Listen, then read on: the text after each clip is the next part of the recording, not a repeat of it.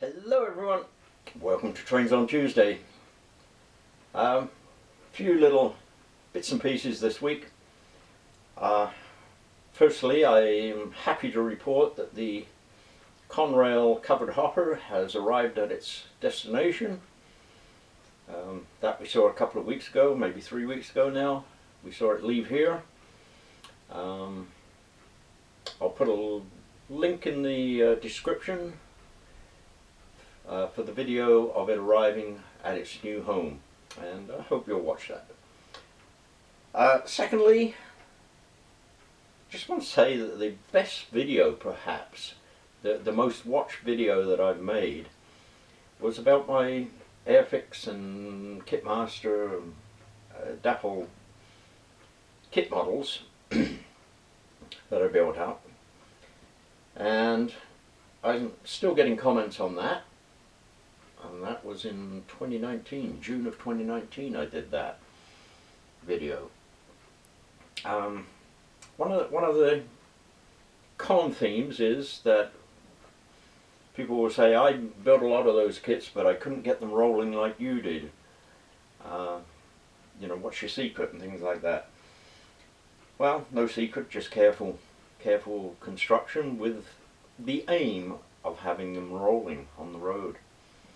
A couple of nights ago I pulled one of them off the shelf and stuck it on the track, put a loco behind it because there's no power in the model that I'm talking about, and I started pushing it around the track, and well, it went really good. I don't think I've ever done that before. And the one I'm talking about is the Dapol Deltic.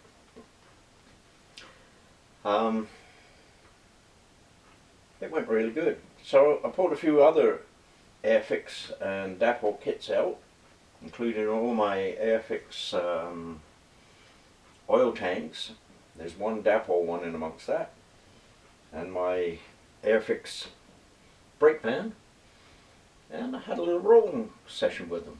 So we're going to take a look at that. Hopefully see them rolling around quite nicely. And other than that, I've started to move into the other room, and we'll take a quick look at that too. Okay, let's get underway. So there's my kit built Deltic, prototype Deltic, and behind it, pushing it, I have a Lima Deltic. Now I know a lot of people build these and put a Lima chassis under them and run them that way. But this one's just free rolling, and it goes if it's pushed.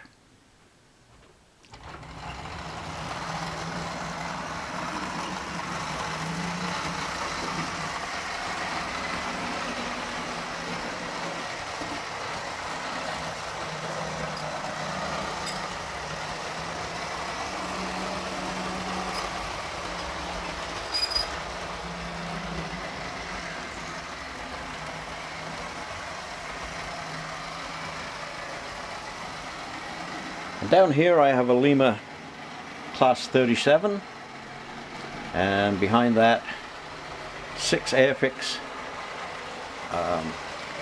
Class B tank wagons and 1 Dapol, and my Airfix guards van.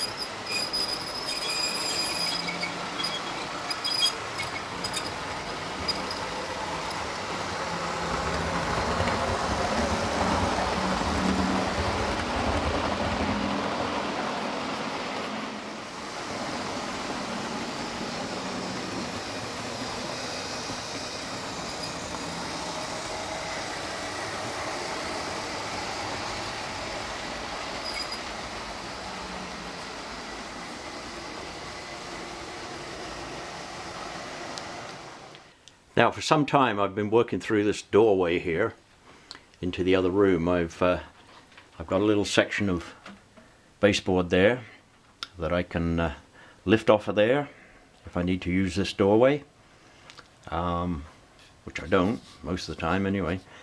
But anyway, I've added another section onto this, and we'll take a look at that now. So from the doorway I've added on a 2 feet wide piece by 7 feet 1 inch. That filled the space right down to the corner there. And this piece is to take my pulp mill, my massive pulp mill kit. It's going to require that whole board. In fact, it's a little bit small to take this. So a few days ago I pulled this out, and what I had in mind was to figure out how I was going to hook up a controller in this room and have a controller in that room, which I've got right there, and be able to run a train with that controller in through these tracks into this room, and then be able to come into this room and take over with this controller. So that's what this experiment was all about, but it's resulted in me started work on the pulp and paper mill, which is really good. Happy to report that this mess of wires here, temporarily set, does work. Now what I did is I started laying out bits and pieces of track, as you see here, and I was quite surprised. It came together very, very quickly, very well, and I'll show you right now what I came up with. So here's the initial track plan that I came up with.